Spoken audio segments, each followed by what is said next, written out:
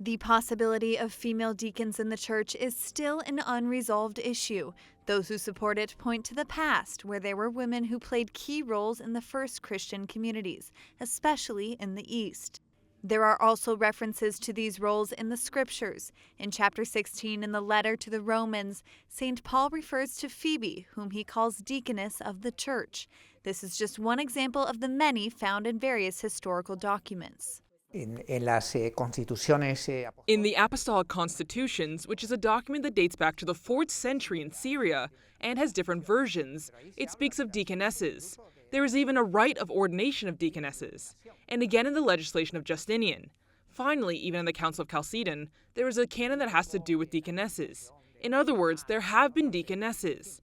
So naturally, the argument is, well, if there have been deaconesses before, why can't there be now? That is the big question.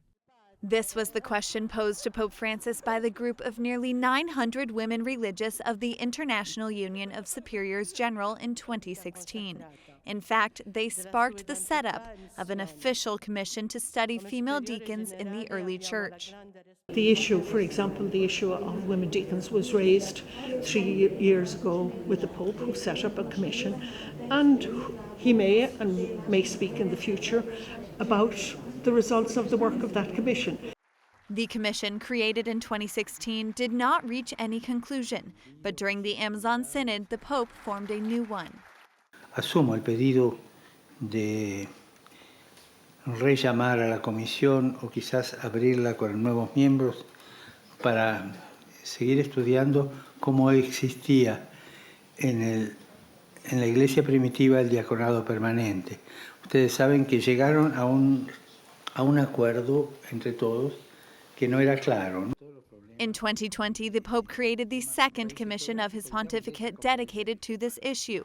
So far, the Vatican has not published any conclusions from this commission either. The most recent time the issue came up for discussion was at the Synod on Synodality, and it was the most discussed point of all in the final document.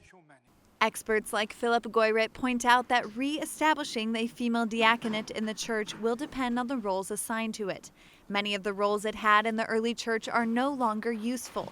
For example, female deacons were in charge of baptizing adult women, a sacrament that at the time was administered to them by submerging naked, so it was not appropriate for the bishop to be in charge. Goyrit also points out that the concept of deacons has changed throughout the centuries. Es lo mismo.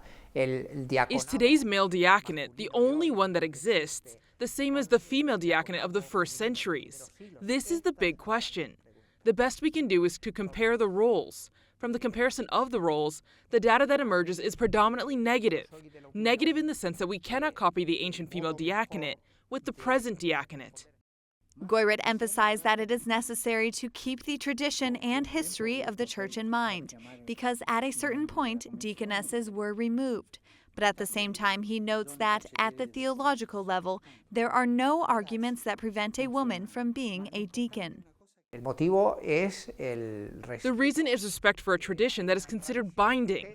But I insist that it is an issue that in the church we do not have, it is fair to say, a negative dogmatic definition of the female diaconate. The issue of the female diaconate in the Catholic Church is a delicate one.